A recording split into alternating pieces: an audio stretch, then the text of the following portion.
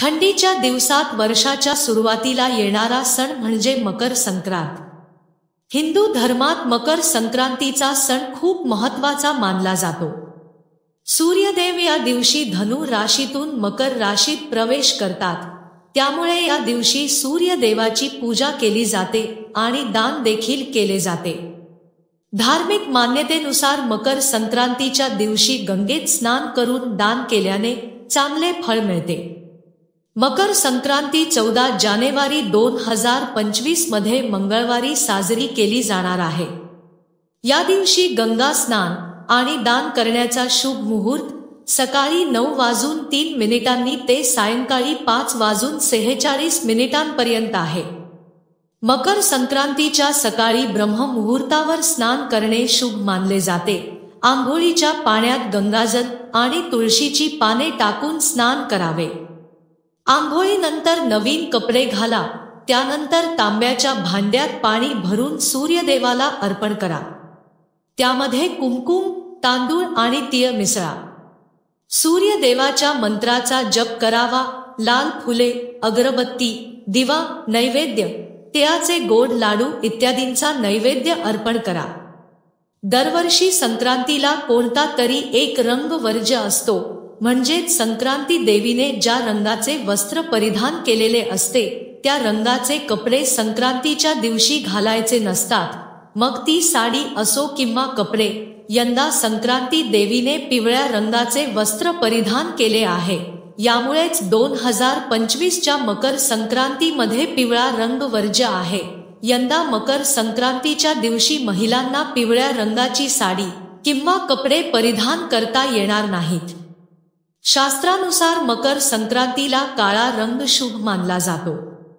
महिलांनी यंदा मकर संक्रांतीला काळी, हिरवी, लाल, गुलाबी, केशरी किंवा पिवळा रंग सोडून इतर कोणत्याही रंगाची साडी नेसू शकतात। याशिवाय मकर संक्रांतीला हिरव्या किंवा लाल रंगाच्या बांगड्या आवर्जून घालाव्यात। मकर संक्रांतीला प्रत्येक गृहिणीने नवीन बांगड्या भरल्या पाहिजेत। मकर संक्रांतीला बांगड्या भरताना एका हातात एक बांगडी अधिक घालावी।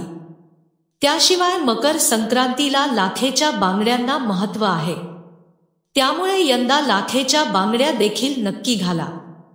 आता पाहूया मकर संक्रांतीला कोणत्या गोष्टी कराव्यात आणि कोणत्या गोष्टी चुकूनही करू नयेत। नंबर 1. मकर संक्रांतीच्या दिवशी रात्रीचे शिळे अन्न खाऊ नये, यामुळे आपल्यामध्ये नकारात्मकता येऊ शकते। नंबर 2.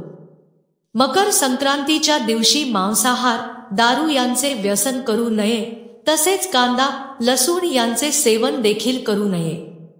या दिवशी शक्य होईल तेवढा केवळ सात्विक आहार घ्यावा। कांदा लसूण विरहित जेवण बनवण्याचा प्रयत्न करावा। नंबर 3. मकर संक्रांतीच्या दिवशी चुकूनही कोणत्याही गरजू किंवा वृद्ध व्यक्तीला त्रास देऊ नये। नंबर 4. या दिवशी घरामध्ये कलह, भांडण, तंटा किंवा वादविवाद करू नये। घरात माता लक्ष्मीचा वास राहत नाही आणि आयुष्यभर आपल्या घरात फक्त कटकटीच राहतात। नंबर 5. मकर संक्रांतीच्या दिवशी कोणाशीही रागाने बोलू नये, तसेच कोणालाही शिवीगाळ करू नये। आपल्या तोंडून कोणतेही अपशब्द काढून दुसऱ्याचे मन दुखावू नये। मकर संक्रांतीला म्हटले जाते की तिळगुळ घ्या आणि गोड गोड बोला, म्हणजे या दिवशी सगळ्यांशी केवळ प्रेमाने बोलावे हा हेतू असतो। नंबर 6. मकर संक्रांतीच्या दिवशी घराबाहेर आलेल्या भिक्षुक व्यक्तीला किंवा गरजू व्यक्तीला मदत करावी। आपल्याला जेवढे शक्य होईल तेवढीच मदत करावी, परंतु त्यांचा अपमान करू नये। नंबर 7. मकर संक्रांतीच्या दिवशी नवीन कामाची सुरुवात करणे शुभ मानले जाते। नवीन गुंतवणूक, नवीन व्यवसाय, नवीन नोकरी सुरू केल्याने समृद्धी येते। नंबर 8.